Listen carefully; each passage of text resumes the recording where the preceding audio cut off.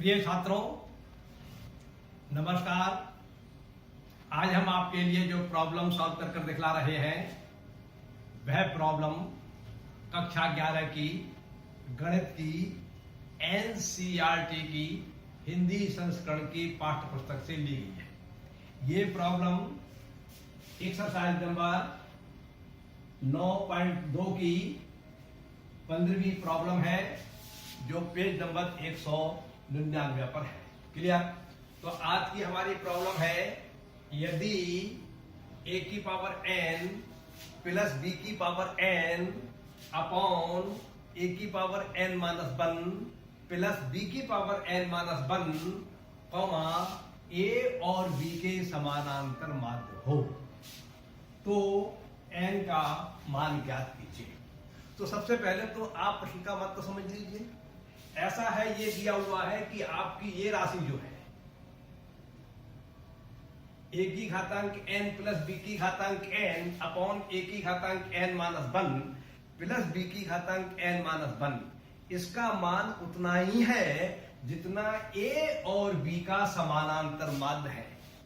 तो कहता है इस प्रतिबंध के आधार पर n का मान ज्ञात करो या n का मान कितना होगा।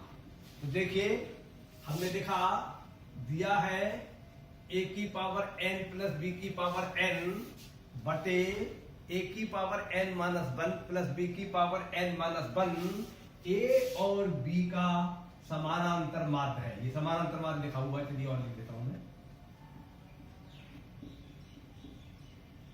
समांतर माध्य है, इसलिए a की पावर n प्लस b की पावर n बटे a की power n minus 1 plus b की पावर n माइनस 1 बराबर a और b का समानांतर माध्य।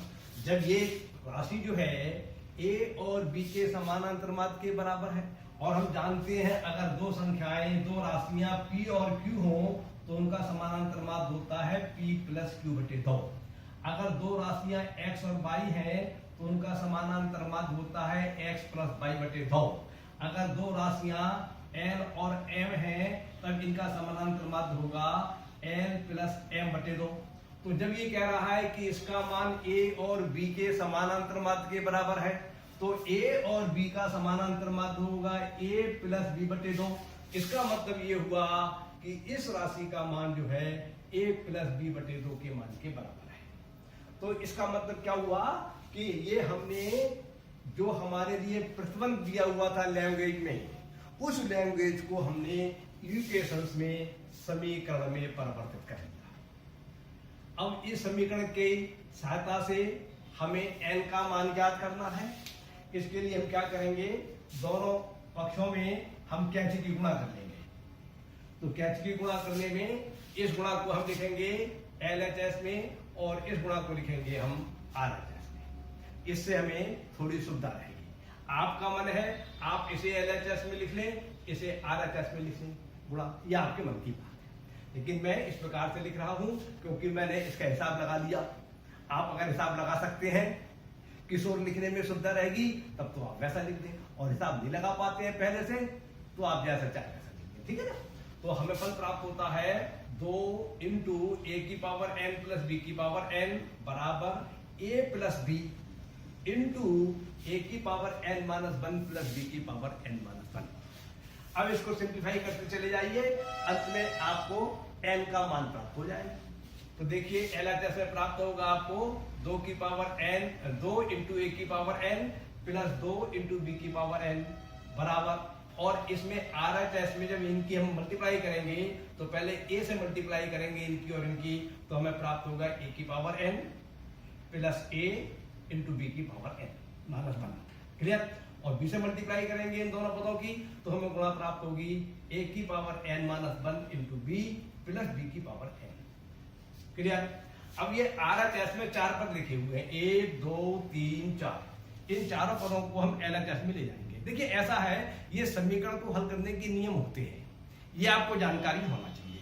ये इस चैप्टर की बात नहीं है, ये 11वीं क्लास के इस चैप्टर की बात नहीं है। ये तो समीकरणों को आपने जब हल करना सीखा था या सिखाया जाता है, उस समय किस प्रकार से समीकरणों को हल करते हैं उन नियमों के आधार पर आपको आना चाहिए। क्लियर?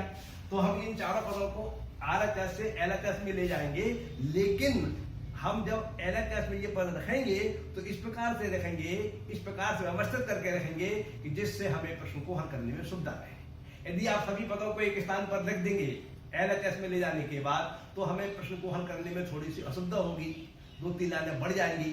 यदि आप हिसाब लगा सकते हैं तो मेरी तरह कर लीजिए, हिसाब नहीं लगा पाते हैं आप तो आप साधारण रूप से करते चले जाइए। तो देखिए, सबसे पहले हमने LHS का ये वाला पद लिखा 2 × a की पावर n, फिर हमने ये वाला पद लिखा RHS से LHS में ले गए a की पावर n, माइनस का हो गया ये। और इसके बाद ये वाला पद ले गए हम RHS से LHS में, तो ये पॉजिटिव है, इधर जाके नेगेटिव हो जाएगा, माइनस a की पावर n - 1 इंटू b। अब ये वाला पद ले जाएंगे RHS से LHS में, इधर पॉजिटिव का इधर जाएगा नेगेटिव का हो जाएगा, तो फल प्राप्त होगा a इंटू b की पावर n - 1 प्लस, अब ये वाला पद लिख लिया हमने LHS वाला 2 × b की पावर n। फिर ये RHS में जो b की पावर n पॉजिटिव है, ये LHS में ले जाएंगे तो नेगेटिव हो जाएगा, तो हमें ये प्राप्त हो जाएगा माइनस b की पावर n, और ये RHS में आपका कोई भी पद नहीं बचा, इसलिए बराबर 0 हो जाएगा। अब देखिए, ये दो पद एक से है, सजातीय है, लेकिन इसमें एक धनात्मक और एक ऋणात्मक, दो धनात्मक के और एक ऋणात्मक का है। 2 a की पावर n धनात्मक है और a की पावर n ऋणात्मक है, इसलिए इसे सिंप्लीफाई करने के बाद फल प्राप्त होगा हमें a की पावर n। ये वाला पद वैसा का वैसा लिखा रहेगा, माइनस a की पावर n - 1 इंटू b, और ये वाला पद वैसा का वैसा लिखा रहेगा a इंटू b की पावर n - 1, और इसको सिंप्लीफाई करेंगे तो हमें प्राप्त हो जाएगा प्लस b की पावर n बराबर 0। अब देखिए, इन दोनों पदों के अंतर्गत a की पावर n - 1 कॉमन है, तो हम कॉमन ले लेंगे a की पावर n - 1, तो हमें इसमें बचेगा a की power n - 1 into a - b। इसमें से हम कॉमन ले लेंगे, माइनस का कॉमन ले लेंगे b की पावर n - 1, तो हमें फल प्राप्त होगा माइनस b की power n - 1 into a - b। Clear?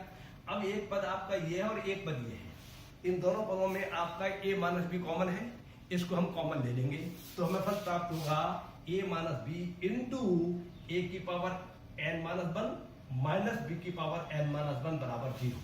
और जैसा कि आपको हम कई बार बता चुके हैं, कई बार बताया है आपको हमने, और आपको आना भी चाहिए और आता भी होगा संभवतः, कि जब कुछ राशियों की गुणा 0 के बराबर होती है तो उनमें से कम एक राशि 0 के बराबर जरूर होती है।